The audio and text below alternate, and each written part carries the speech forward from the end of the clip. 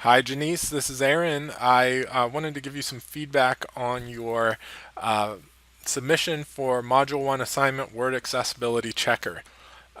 So you submitted a document here, and some of the elements on this document are not fully accessible, and you probably noticed that. So there's some things in here that can be updated. So the first criterion on the rubric says all images, if present, contain accurate alternative text. So this one is not met because some of there are images on your syllabus that are not accessible for someone who would be using a screen reader that is reading what they're seeing on the page. Um, so let's give credit to where there is alt text. So I'm going to select this. This is an image here, the Valencia College one. And if I right click this and go down to Format Picture, the Format Picture pane comes up. If I click on this icon, it'll show me the alt text here. And the description says VC logo BWPOS. So that is the alt text that a screen reader would read to a student who is deaf about your syllabus. So one thing that I would say is it does provide a description that maybe a deaf student would be able to interpret. They might interpret that VC stands for Valencia College logo, and they may think that BW stands for black and white. And so what I would say is that's an assumption. We don't know that they would know what that means. So you might want to make this description a little bit more clear. You could say the Valencia College logo. It doesn't really matter, in my opinion, if you tell them that it's in black and white. But you could change that in here and type that in. So then let's scroll down a little bit. And I noticed that you actually have some images here. These are screenshots, but they're images. So a screen reader won't be able to read this text. And I was able to determine that by using the accessibility checker. So the accessibility checker in Microsoft Word, you can get to it by clicking on this light bulb here. And you can start typing in accessibility checker. Mine is flagged because I already used it. But if I start typing accessibility, it comes up. So if I click on it, it pops this little accessibility checker up. And this helped me identify some of the areas that were areas of concern. So these areas over here in the errors box, it's pointing out the picture. So if I click on it, it says missing alt text. If I click on picture 2, it takes me to this screenshot here that your course summary, there's no alt text here. So this is not something that a student who has a visual impairment would be able to see. However, it is kind of nice that you were able to use this information from Canvas. And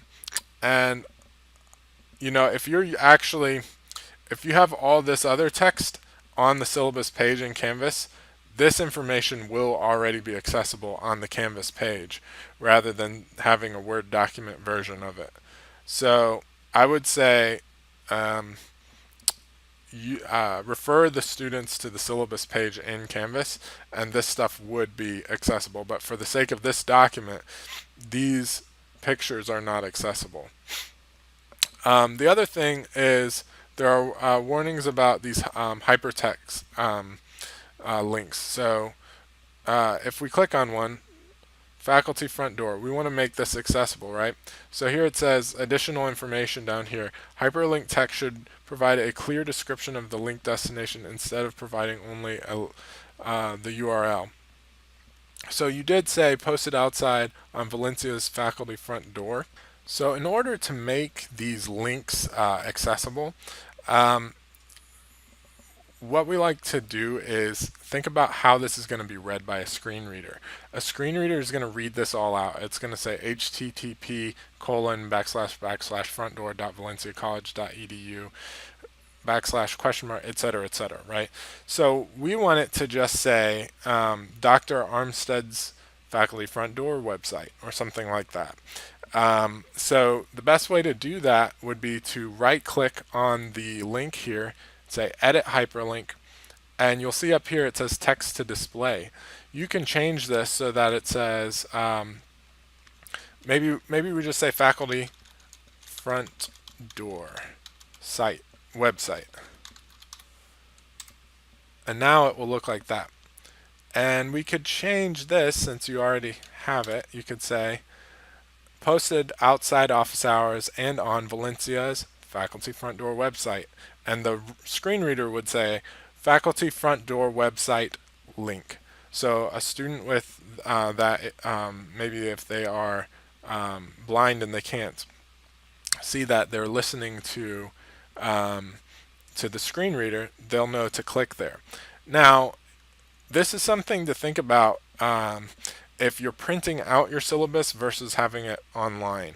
A printed out syllabus, the actual hyperlink would be more helpful than this accessible version here. But if this is a web document that they're only accessing online as opposed to being printed out, then this would be preferable. If not, the previous way would be preferable. So we're talking about accessibility for the content in your online space for this. So let's just move forward with that assumption that these links can be edited in that way. Okay, so then there was another element. Let me pull up the rubric. The document is structured with appropriate heading styles. So if you'll notice, over in this area here in my Microsoft Word, I see the heading style. So normal is the level that the regular text font should fall under. But if a student is using a screen reader and they want to be able to skip to a particular section of your syllabus, they can only do that if they have certain headings to skip to.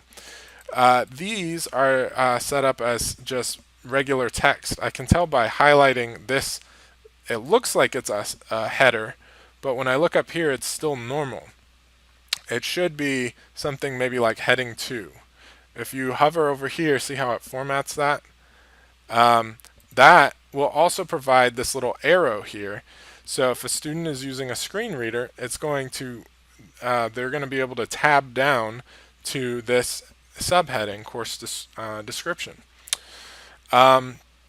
So a lot of the things that are bold with colons like this, you might want to consider making into a heading structure.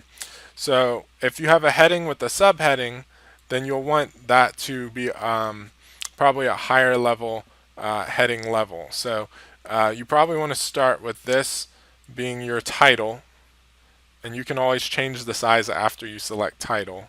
So you could say title course syllabus, and then you can make it small again, but at least it will know this is the title. And then this could be maybe heading 1. Heading 1, it's going to make it blue, so I'm going to change it back black, bold, like that.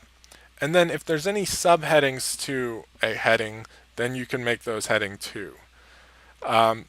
So that would be my recommendation for that. And you see here in the warnings, infrequent headings is is what it's saying that this document has.